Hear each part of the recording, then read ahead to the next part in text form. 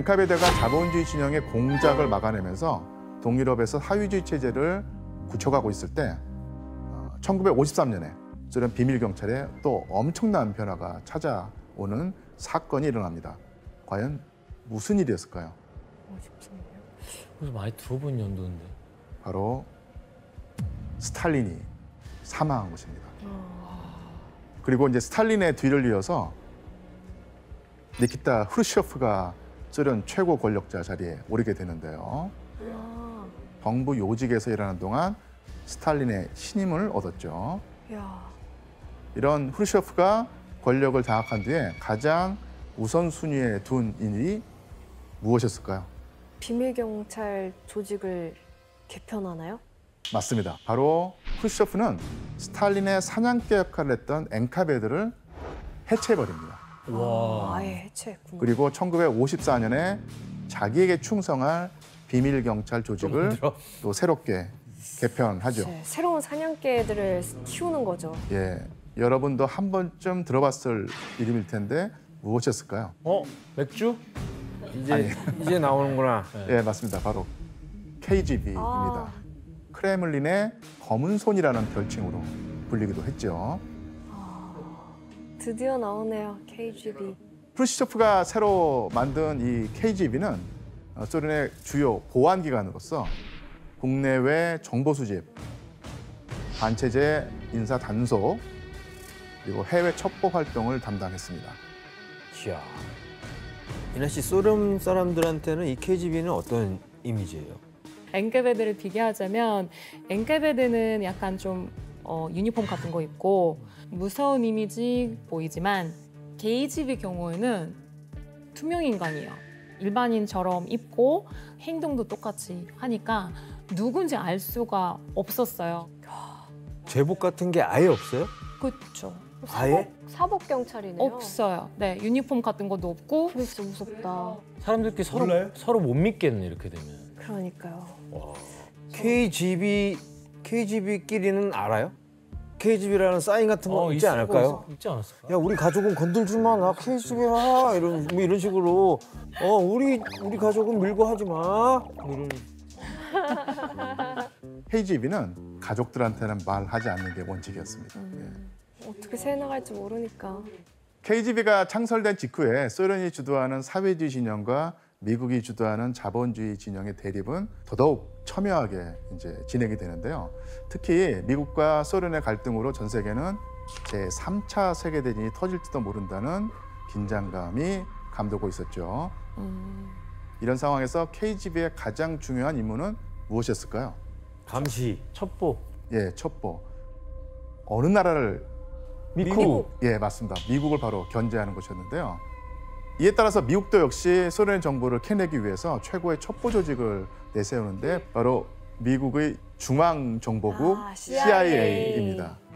그렇다면 냉전 시기에 KGB와 CIA의 치열한 첩보전에서 누가 먼저 우위를 점령하게 될까요? 진짜 세기의 대결이다. 냉전 시기에 KGB와 CIA는 서로의 국방력을 탐색하기 위한 공작에 가장 열을 올렸습니다. 그런데 이런 분위기 속에서 냉전의 판도를 뒤흔드는 사건이 하나 발생하게 되는데요. 이 사건의 시작에는 올리에크 펜콥스키라고 하는 인물이 있습니다. 소련의 고위 군사 간부였죠. 그런데 KGB가 펜콥스키의 아버지가 러시아 내전 때 반혁명 세력에 속했다는 사실을 알게 된 것이죠. 그래서 이 펜콥스키는 KGB 때문에 승진에 실패하고 소련에 대한 충성심까지 의심받게 되는데요. 이 일로 말미암아서 앙심을 품은 펜콥스키는 소련의 환멸을 느꼈고요. CIA에 소련의 기밀을 넘기기 시작합니다.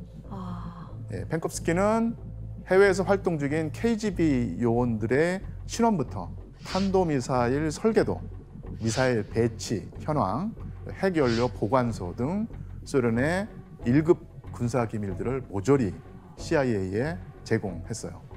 CIA가 군사 기밀을 빼돌리던 1962년에 CIA에서 접수한 정보가 세계사를 크게 뒤흔드는 그런 사건이 일어납니다. 소련의 KGB와 미국의 CIA 사이에서 자존심을 걸고 첫 번째 대결을 펼친 이 사건은 바로 쿠바 미사일 사태였습니다. 자, 이건 소련이 비밀리에 쿠바에 건설하고 있던 그 미사일 기지의 모습인데요. 아, 이 미사일 기지에는 핵탄두 장착이 가능한 미사일의 발사대까지 있었습니다. 그런데 이 상황을 미국의 정찰기가 포착하게 되는데요. 미국의 반응이 어땠을까요? 완전 경악하죠. 바로 이거 미국 바로 밑에다가 핵전쟁 일어날 수 있다는 거잖아요. 예, 맞습니다. 당시 미국이 느꼈을 위협은 지도를 보면 쉽게 이해할 수 있는데요. 한번 지도를 볼까요? 지도를 보면 쿠바에 있는 소련의 미사일 기지가 미국 영토와 얼마나 가까웠는지 와. 느껴지죠. 플로리다 진짜 아까워. 예, 쿠바와 미국과의 거리가 약 150km였기 때문에 와. 핵탄두를 발사하면 단 8분 만에 워싱턴을 공격할 수 있을 정도로 딱 붙어 있는 것이죠. 8분 만에. 의도가 너무 이상하잖아요. 쿠바에다 미사일 기지를 왜 줘? 미국을 견제하는. 그러니까요. 너무 보이잖아요. 예. 저기서 미사일 쏘면 끝이죠, 정말. 그냥 그렇죠. 저거는 그냥 미국을 위한 기지잖아요. 그치, 미국을 겨냥한 거죠, 완전. 바로 도발 아닌가 그냥? 도발이죠. 그래서 미국은 소련이 쿠바 미사일 기지 건설을 강행한다면 아예 쿠바를 침공할 각오까지 한 상황이었어요. 야. 그래야지 뭐 어떻게 저거? 예, 그래서 미국 정부는 쿠바를 봉쇄하고 대규모의 군 병력을 소집하기까지 합니다. 예, 심지어는 핵탄두 미사일 탑재를 해놓고 비상대기 명령을 내리기도 했죠. 진짜 핵전쟁 일보 직전이야. 당시 분위기를 느낄 수 있는 사진을 한번 보겠습니다.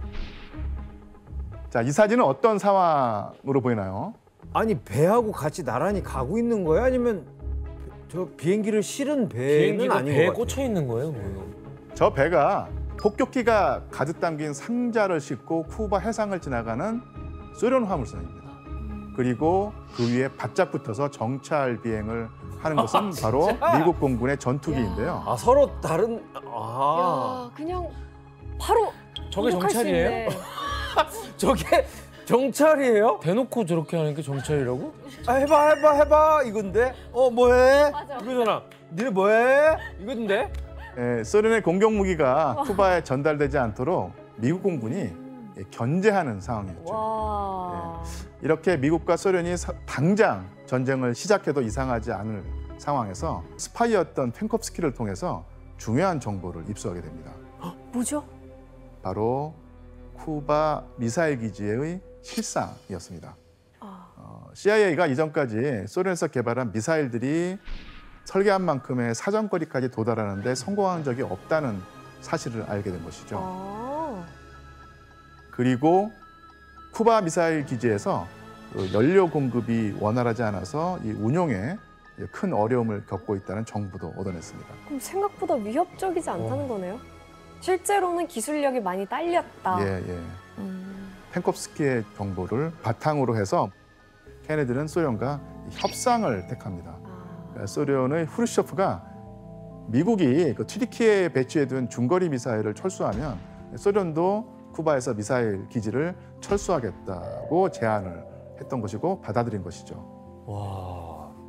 이때 CIA가 소련의 그 미사일 전력 실상을 확보하지 못했다면 오히려 미국은 소련을 견제해서 치명적인 핵전쟁을 시작했을 수 있습니다. 와. 근데 저런 펜콥스키 같은 스파이가 아니었으면 진짜 제3차 세계대전이 일어날 수도 있었겠네요. 예, 맞습니다. 다행히 핵전쟁의 위기는 피했지만 이 쿠바 미사일 위기로 소련과 미국 간의 갈등이 어느 때보다도 더 첨예하게 팽팽해집니다. 그러던 중 CIA에게 굴욕을 당했던 이 KGB한테 희망을 주는 스파이가 등장을 했어요. 뭐지? 바로 미국의 올드리치 에임스라고 하는 인물인데요. 이 사람 또 미국인이에요? 예, 맞습니다. 저 사람은 또 이제 소련 편이라는 거야? 예. 그렇지 되는 것 않았을까요? 같은데요? 흐름상으로. CIA에서 20년 넘게 일하면서 성실함을 인정받았던 올드리치 에임스는 이 기밀 문서를 다루는 엄중한 직책을 맡고 있었습니다. 그래서 소련과 관련된 공작에 관한 기록에 접근할 수 있었죠. 그럼 여기서 문제를 내겠습니다.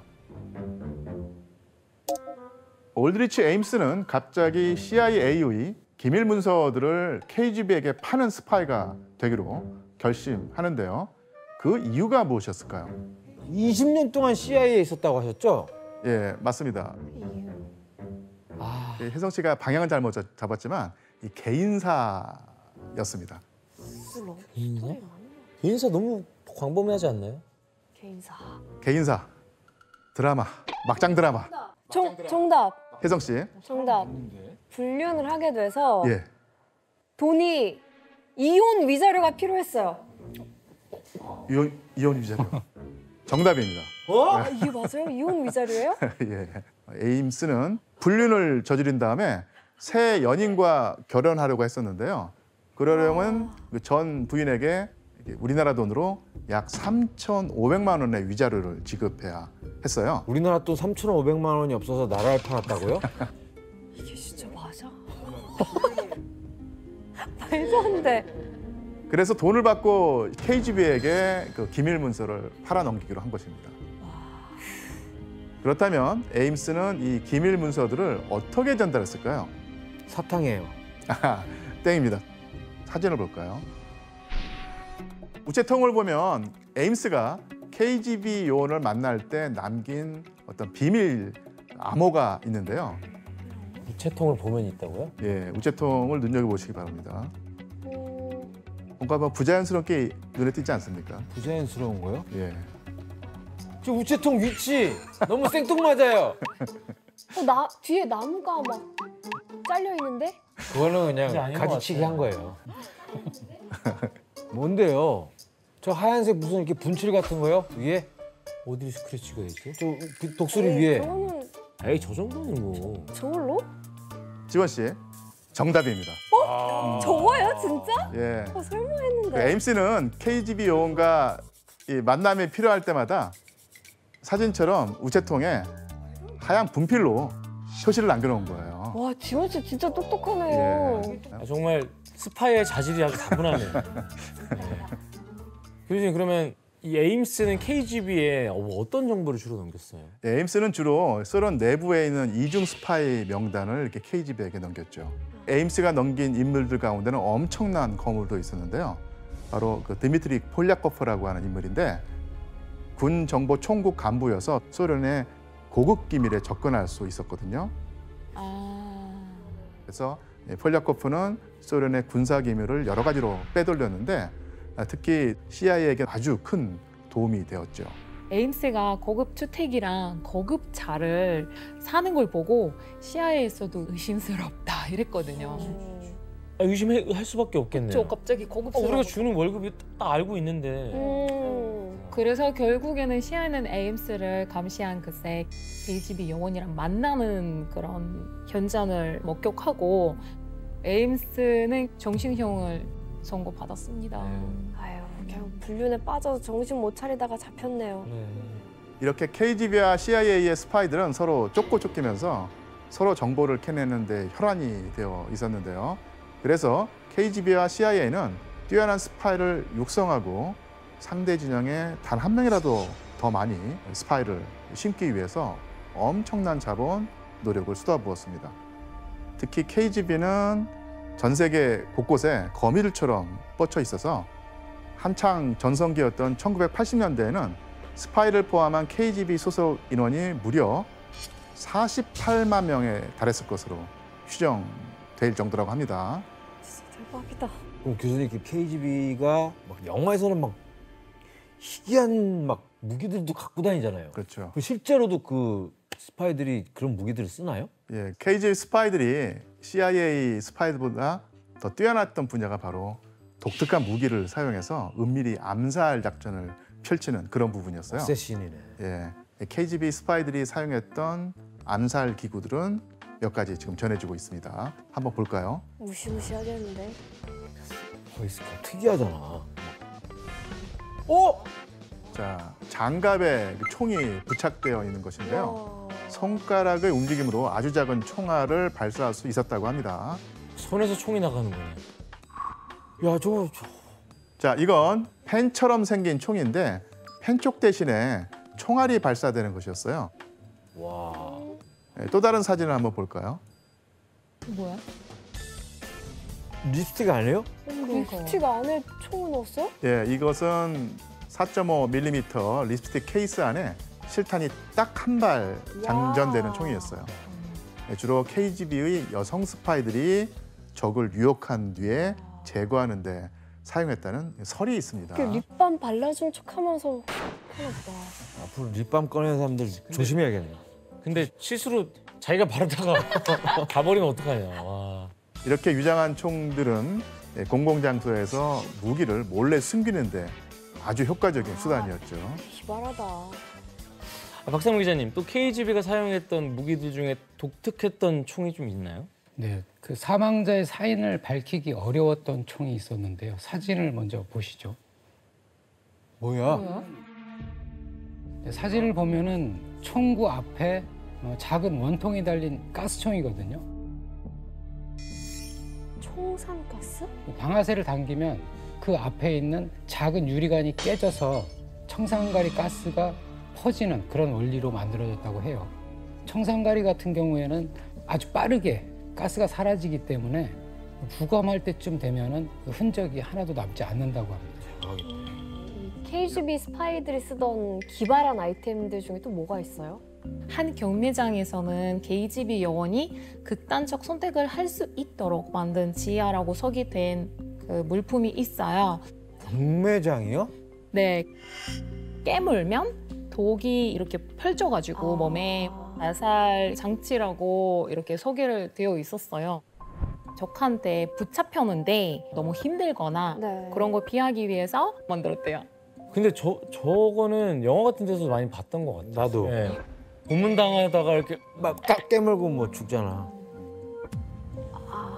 그런데 KGB가 CIA와 치열한 대결을 펼치던 냉전이 끝나갈 무렵에 KGB의 치명적 위기는 정작 CIA가 아닌 다른 곳에서 찾아옵니다. 어떤 사건이었을까요? KGB의 위기요? 그리고 그 중심에는 KGB의 수장이었던 블라디미르 크루치코프를 필두로 한 다수의 KGB 요원들이 있었는데요. KGB는 당시 대통령이었던 고르바초프를 크림반도에 있던 별장에 감금하고 모스크바에 비상사태를 선포했습니다. 세 명이서. 뿐만 아니라 군대를 동원해서 언론을 장악하고 이 쿠데타를 정당화하려고 했죠. 하지만 KGB의 쿠데타는 실패하고요. KGB 주요 인사들은 반역 세력으로 몰려서 오히려 체포당하는 신세가 됩니다. 결국 KGB가 일으킨 섣부른 쿠데타는 시민들의 반발을 불러일으켰고요. 쿠데타가 실패한 뒤에 소련 체제의 기반이 흔들리면서 결국 소련이 붕괴되었습니다. 이후에 소련이 무너진 여파는 고스란히 KGB에게도 영향을 줄 수밖에 없었는데요. KGB 어떻게 되나요? 막동강 우려야 되는 거 아니야? 와, 이제 역사 속으로 사라지는구나. 예. 결국 해체네. 러시아 혁명 이후에 소련의 역사와 발자취를 함께하면서 세계사를 뒤흔들었던 소련의 비밀 경찰이 결국 소련의 몰락 과정과 함께 무너지게 된 셈입니다. 계속 반복돼 왔잖아요. 예. 그 전에도 그렇고. 이후에 KGB는 FSB라고 하는 러시아 연방 보안국으로 개편이 되었는데요. 이 FSB는 구성이 약 35만 명으로 알려진 대규모 조직이었고요. 크다. 오늘날까지도 세계 곳곳에서 러시아의 안보와 관련된 정보를 수집하거나 비밀 공작을 펼치는 등 다양한 활동을 하고 있습니다. 파리올림픽을 위협한다는 혐의로 FSB와 연루된 러시아 셰프가 체포됐습니다. 와. 대박이다. 어쨌든 이름만 바뀌어서 계속 그냥 이름만 유지되고 계속 있는 것 바뀌어. 같은데. 그 후손들이 계속 뭔가 이어나가고 있는 느낌인데? 예.